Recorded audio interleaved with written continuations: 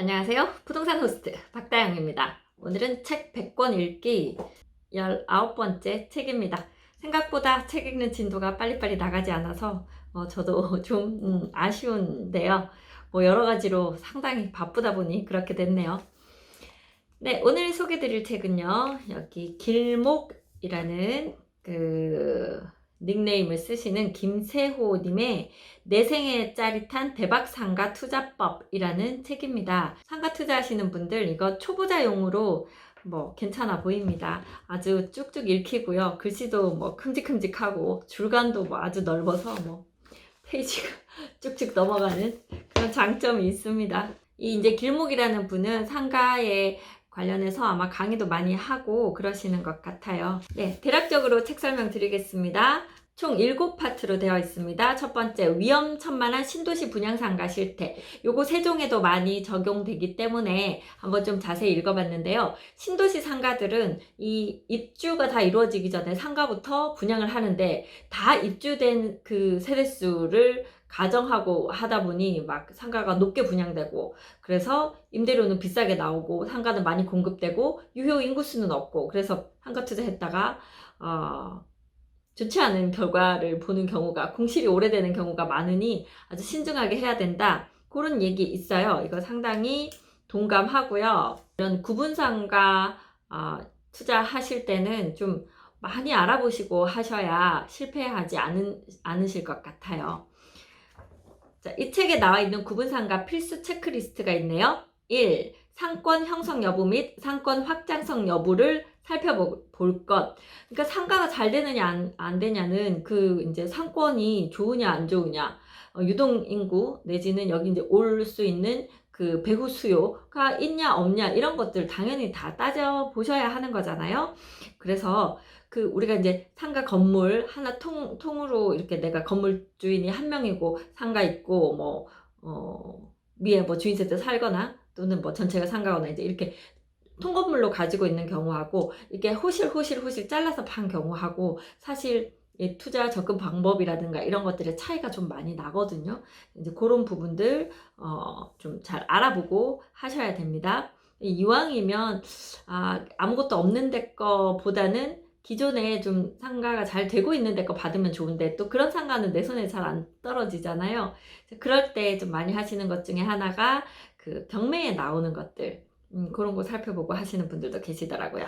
2. 주요 고객층을 파악할 것. 여기가 학생이 많이 오는 곳인지 엄마들이 많이 오는 곳인지 또는 여기 근무하시는 분들이 많이 오는 곳인지 이런 것들이 파악이 돼야 여기에 투자할 만한가 아닌가 어떤 업종이 들어가면 좋은가 계산이 되겠죠. 3. 개별적 입지 조건을 따져볼 것. 상가도 철저하게 개별 물건입니다. 한 건물이 있다고 그 건물이 전부 다 장사가 잘 되지 않아요. 어디에 위치하고 있냐, 가시성이 있느냐 없느냐, 사람들 접근성이 좋으냐 안 좋으냐, 주변에 어떤 것들이 있느냐 없느냐 이런 것에 따라서 완전히 차이 나거든요. 그래서 그 개별 입지를 다 따져봐야 한다. 4. 임대 수요가 풍부한지 따져볼 것. 당연하죠. 내가 직접 운영할 거 아니면 임대를 놔야 되는데 들어오고자 하는 사람이 많은 그런 곳은 임대도 잘 나갈 거잖아요. 그런 것도 따져봐야 한다. 5. 적정 임대료를 알아볼 것. 이제 주변 임대료가 얼마나 나가고 있는지부터 해서 내가 또 수익률이 얼마 나야 하는지 수익률 계산도 해야 되고 그런 것들도 한번 알아보시고요. 이제 그런 것들이 여기 나와 있습니다. 자, 그리고요, 적정 상가 매매가 계산법이 있습니다. 이분이 그냥 이렇게 적었는데 상가를 많이 하실 분들은 요거를 아예 표로 내가 갖고 있다가 바로 이렇게 계산해 보시면 좋을 것 같아요. 수익률은요, 분모가 매매가에서 임대보증금을 뺀 거, 그 금액에서 분자가 월세에 12를 곱하죠. 12달 받으니까 거기에 100을 곱하면 수익률이 나옵니다. 그리고 매매가를 그러면 내가 수익률이 몇 프로 정도 나오는데 그러면 이 상가가 얼마 정도 하는 게 맞는가 이런 거 매매가를 계산해 볼 때는 수익률분의 월세 곱하기 12 곱하기 100 한 데다가 임대보증금을 더해보면 매매가를 알 수 있다. 이렇게 돼 있고요. 그 다음에 구분상가 매매가를 계산할 때는 임대보증금이 없다고 봤을 때 이제 수익률분의 월세 곱하기 12 곱하기 100 이렇게 하면 된다. 그래서 그런 것들도 여기 나와 있습니다. 여기 보면 뭐 예제도 나와 있으니까요. 직접 한번 해보시면 좋겠고요. 그 다음에 이제 두 번째 파트 2. 속지 않고 상가 구입하는 방법. 예, 상가를 구입하는데 왜 속을까요? 네, 뭐 분양 같은 거 갈 때는 그 분양하는 직원분의 말에 속을 수도 있고, 또는 뭐 어쨌든 누군가 파는 사람이 아 이거 좋아요, 여기 뭐 수익률 잘 나와요, 뭐 이렇게 하는 말을 그냥 그 말만 듣고 믿고 사지 말라, 뭐 이제 이런 얘기겠죠. 특히나 그 기존에 장사하고 계신 분들이 이렇게 포스 찍어서 매출 보여주잖아요. 이것도 한 6개월 전부터 준비를 한답니다. 그러니까 그냥 포스 믿고 아 이 정도 매출 나오니까 내가 그냥 인수를 해도 되겠구나, 이렇게 그냥 믿지 말고 수시로 이렇게 가서 보고 사람 들고 나는 거 이렇게 보면서 내가 계산해야 될 수도 있어요.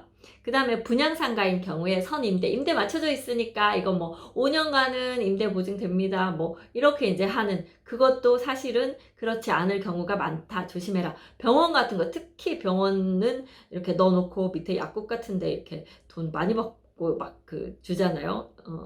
분양하잖아요. 그런데 그 병원이 제대로 인테리어도 안 해놓고 있다가 좀 있다가 훅 나가고, 세종에도 사실은 얼마 전에 그런 일이 있다고 들었습니다. 신도시에 종종 그런 브로커들이 있다고 들었거든요. 그래서 조심해서 매입하셔야 됩니다. 그 다음에 뭐 시세 차익 붙여서 전매를 해준다, 그건 가능할 수도 있고 안 할 수도 있어요. 그건 시장 상황에 따라 다르기 때문에 그 말을 100% 믿으시면 안 돼요. 상황이 좋아져서 진짜 프리미엄 붙여서 전매를 하게 되는 상황이 될 수도 있어요. 그러면 그렇게 파시면 되고, 상황이 그렇지 않고 다 잔금 칠 때까지 끌고 가야 되고 내가 임대 놔야 되는 수 있거든요. 그거까지 생각하셔야 돼요. 그냥 남들이 주는 달콤한 말을 100% 믿고 하시는 건 좀 우리가 순진한 그런 자세겠죠. 그 다음에 또 가짜 임차인을 붙여놓고 이게 지금 임대가 나가 있다, 그렇게 하면서 수익률 얼마 나온다 이렇게 하고 또 매도를 하는 경우도 있으니까, 그것도 좀 여기 이 책에 보면 이 임차인이 진짜인지 가짜인지 좀 확인하는 방법, 이런 팁도 있습니다. 자, 파트 3. 혼자서도 돈 되는 상가 찾는 방법. 그래서 임장을 많이 가보면서 어떤 체크리스트를 가지고 가서 확인하면서 본다. 그리고 여기 뭐 신고 업종, 허가 업종, 등록 업종 이런 정도는 공부를 하셔야겠죠. 미납 관리비 같은 것도 체크해야 되고요. 주변에 공실이 많이 있는지 없는지, 권리금은 적정한지, 이런 것들도 좀 살펴보셔야 되고, 그 다음에 특히나 편의점, 담배권이 중요합니다. 제가 다른 데서 교육받을 때도 담배권 얘기 계속 나왔는데요. 담배권 없는 편의점은 사실 이 안고 없는 찐빵 같은 그런 편의점이잖아요. 그래서 이제 담배권을 있는지, 그 다음 이걸 이제 어떻게 획득하는지, 그런 것에 대한 것도 한번 확인하셔야 됩니다. 자, 파트 4. 성공한 상가 투자의 특급 전략. 그래서 어떤 전략을 가지고 투자하면 상가가 잘 되는가. 과거를 묻지 말라. 건물의 변신은 무죄. 여기 재밌는데요.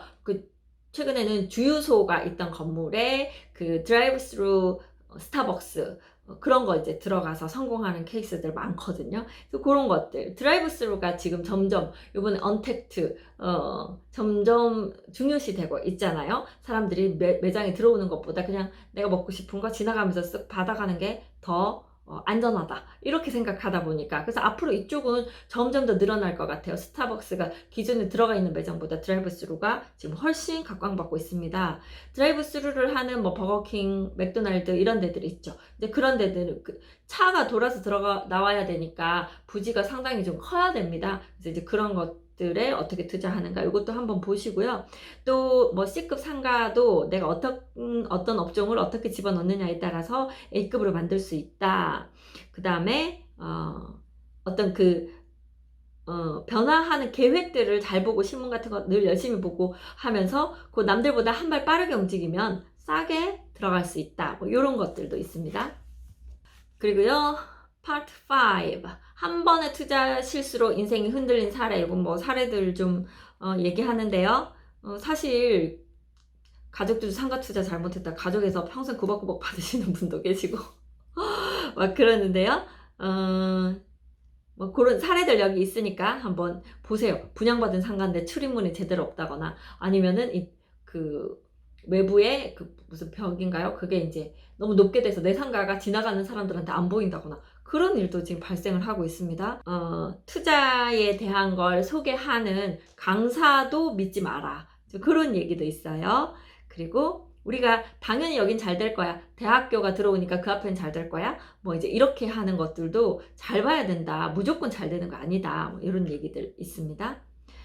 그 다음에 Part 6 돈 버는 상권 분석 및 입지 선정. 그 상권이 분석돼야 되고 또 그 상권 내에 어떤 내 상가의 입지를 아셔야 돼요. 이건 사실 파트 하나로 되는 거 아니죠. 제가 지금 뭐 여러 상가 그 교수님들 책도 보고 강의도 듣고 하고 있는데 지금 이 책은 상당히 그냥 어떤 그 입문서로서의 역할을 하는 그런 책이고, 옥탑방 보보스 김종률 그 교수님 책을 보면 이렇게 입지를 보는 방법을 좀 자세히 사례별로 좀 많이 해놨어요. 그래서 도움이 많이 되고, 그 다음에 이제 상권이라는 거에 대해서 제대로 분석하는 데는 그 최원철 교수님 책이 또 좋아요. 그래서 그렇게 내가 책 한 권으로 이 투자에 대한 걸 모든 걸 뗄 수가 없습니다. 강의도 뭐 들어보시고 책도 보시고 실제로 임장도 다니시고 하는 모든 것들이 다 합해져야 내가 제대로 된 상가 투자를 할 수 있어요.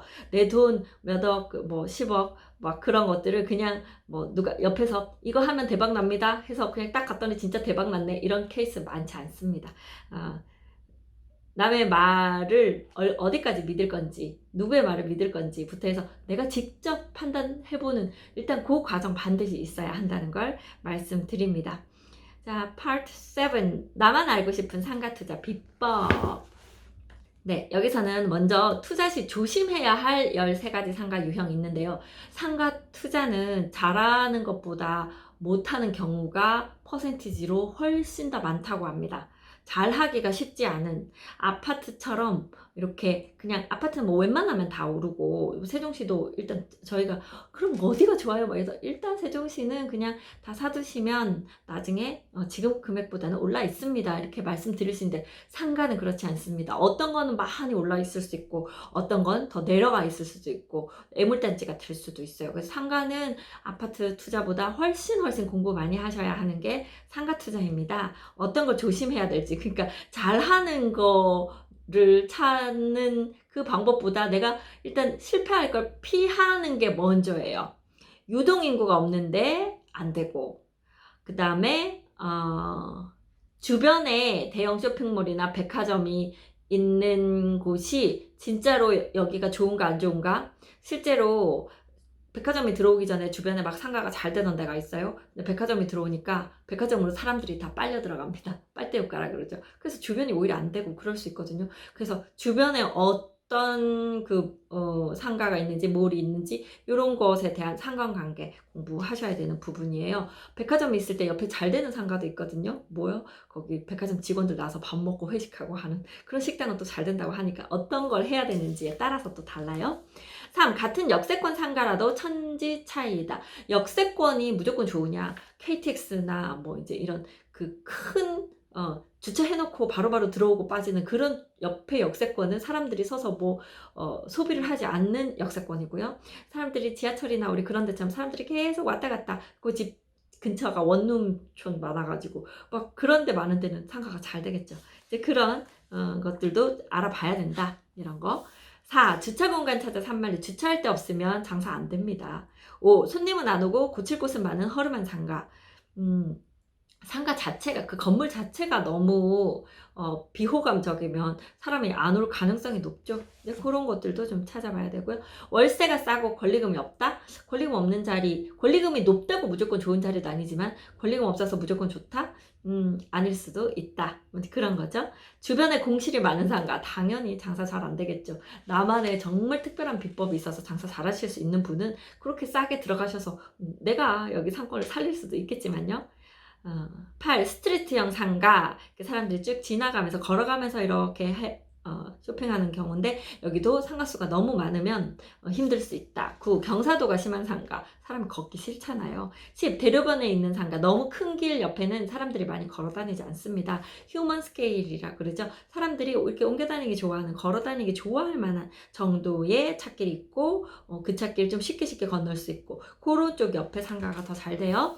11. 지방대학교 앞 상가. 지방대학교 학생들 여기 앞에서 소비를 안 합니다. 대학생들 소비 상당히 많이 하는데요. 이 학생들이 소비하는 대학 상가가 있고 소비하지 않는 대학 상가가 있습니다. 그것도 보셔야 되고 너무 면적이 큰 상가라던가 사무실만 있는 곳에는 점심 식사 때 그때만 딱 장사되고 거의 안 되는 경우 많잖아요. 그런 것들은 좀 피해야 된다. 이제 그런 얘기가 있습니다. 그리고 몇 가지 팁들이 이 책에 나와 있으니까요. 상가 투자 처음 내가 한번 상가 투자라는 게 어떤 건가, 어떻게 한번 상가 투자 해볼까 안 해볼까, 이 책 읽고 나면 오히려 좀 겁을 더 주시는 것 같아서 상가 투자 더 하기 힘들지 않을까.